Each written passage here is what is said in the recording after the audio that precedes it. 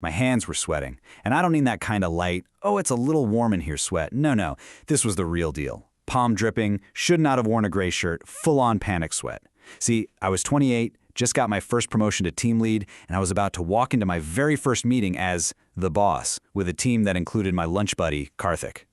And what I did in that room, oh boy. It was basically a masterclass in what not to do. It's a classic trap for new leaders, and it's so common it even has a name. The authority paradox. I was completely terrified they wouldn't take me seriously. So I figured, okay, I can't be Arjun, the guy they code with. I had to become a character. I decided I was going to perform the role of boss. A character I'd pretty much invented over one very long, very desperate weekend. Yeah, my research was basically a YouTube spiral. I'm talking videos with titles like How to Establish Your Authority Now. And the advice was all the same. Be firm. Set boundaries. Don't smile. One video literally suggested I tell a story about firing someone I'd never even sent a stern email in my life. But armed with a script of new rules, I walked in. First thing, I went after punctuality. The meeting was supposed to start at 9:45. It was 9:47. "This is unacceptable," I announced, to a room of stunned faces. In a silence that followed, the air conditioner sounded like a 747 taking off. I was establishing boundaries. Or so I thought. Next up on my hit list, code reviews. From now on, 4-hour turnaround. No exceptions. When Neha, one of our best engineers, gently pointed out that some code changes are, huge, I hit her with this gem. Well, that's the standard at companies like Google. Fun fact, I've never worked at Google. I saw it in a blog post once, but hey, sounded official, right? And for the grand finale of my little power play, this one. I basically stripped them of all autonomy. I made myself the single point of failure for every decision. I stood there at the head of the table, the power position, according to some leadership blog, thinking, nailed it. They all just looked shell-shocked. So, of course, I asked if there were any questions, and my friend Karthik, the same guy I used to grab coffee with and complained about our manager, he just stared at the table and mumbled, "No questions, boss."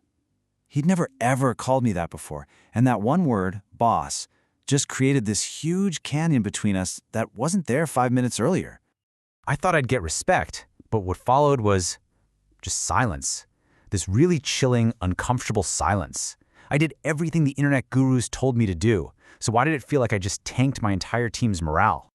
And the fallout? It was immediate. Monday was the meeting from hell. By Wednesday, I was literally hiding from my own team at the coffee machine. And by Thursday, that dreaded calendar invite popped up from my own boss. The subject line just said, chat. You see, the team became compliant. My 4-hour rule on code reviews? Oh, they followed it. But any real collaboration just died. Reviews were now just a rubber stamp. LGTM, looks good to me. No real feedback, no discussion, just the absolute bare minimum to check the box I made for them. And then I overheard this. One of my best engineers just talking to a coworker, and it was a total gut punch. My attempt to command respect hadn't just failed, it was actively destroying the very creativity and initiative that made our team great. I wasn't a leader, I was a human bottleneck. So, that calendar invite? It was from Kavita, our director of engineering. I walked into her office 100% sure I was about to get demoted in my first week on the job, but I was wrong. Instead of getting fired, I got an education. Instead of just laying into me, Kavita did something amazing. She told me about her first week as a manager, 15 years ago, how she made the exact same mistakes, laying down the law, trying to perform authority. She even told me she cried in her car on the way home. And just like that, I didn't feel so alone. Then she told me what her mentor had asked her all those years ago. It was a question that completely rewired my brain. He asked her, but why would anyone follow you? People don't follow a title on an org chart. They follow other human beings they trust. I had been so obsessed with the title, I had completely forgotten about the trust. And here's the best part. Kavita didn't just point out my screw-up, she gave me a framework to fix it. It's something she called the trust triangle. It's so simple, it's brilliant. Trust isn't something you can demand. You have to earn it. And you earn it through 3 things. 1, competence. Do they believe you know what you're doing? 2, consistency. Are you reliable? Are you fair? And 3, maybe the most important one, care. Do you actually give a damn about them as people, not just as resources? And this is the difference it makes. My whole performance was getting me what's on the left side of the screen, compliance. People doing the bare minimum to stay out of trouble. But what trust gets you is what's on the right, commitment. People who bring you ideas, who take ownership, who go the extra mile because they want to, not because they have to. And that right there is the entire lesson in one sentence. Authority without trust just gets you compliance. But trust builds real commitment. I've been aiming for the wrong thing the whole time. Now, the good news was, it had only been a week. It wasn't too late to fix this mess.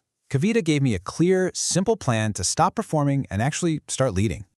Her advice was so direct and actionable. First, own up to my mistake. Second, get rid of all my ridiculous new rules. Third, stop talking at them and start having real one-on-one conversations. And finally, go talk to my friend Karthik. So, I did it. I canceled all the group meetings and set up individual chats instead. No agenda from my side. My only goal was to shut up and listen. And I learned about someone's wedding planning stress, another person's desire to learn a new programming language, someone else's sick parent. I wasn't managing a project anymore. I was connecting with people. That night, I took Karthik out for dinner. I told him I was sorry. And his response was just honest. He said my whole boss act was weird and a bit hurtful because it felt like I was throwing our friendship away. But then he said he got it. He said if he'd gotten the promotion, he probably would have done something equally stupid. And that's the whole paradox right there, isn't it? I thought I had to demand authority to be seen as a leader. But the absolute truth is that real authority is never taken.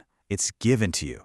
It's what happens naturally when your team trusts your competence, your consistency, and, most of all, your care for them.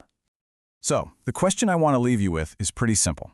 In your own work, in your own life, are you busy performing the role you think you're supposed to play? Or are you doing the much harder, much more human, and way more powerful work of actually building trust?